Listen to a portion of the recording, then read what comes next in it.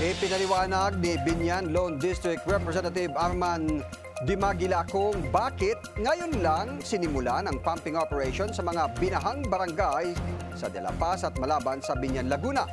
Hulyo pa kasi, matapos ang sunod-sunod na bagyo, nagsimulang malubog sa tubig baha ang dalawang barangay kung saan 4 na buwan nang naiwang lubog sa tubig ang mga kabahayan.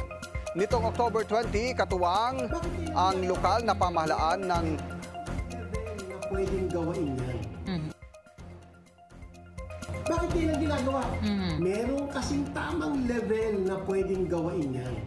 In fact, hindi pa ngayon eh. Kaya nga naglagay kami ng mga sandbags. Kaya naglagay tayo ng sheet pile.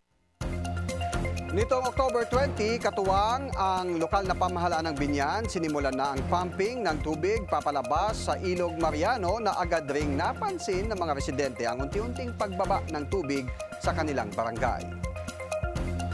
Start pa lang kami, nakita na natin, gumagalaw na, nakita natin nagpa-pump out yung mga water galing sa ating bahan at sana magtuloy-tuloy at maging okay po.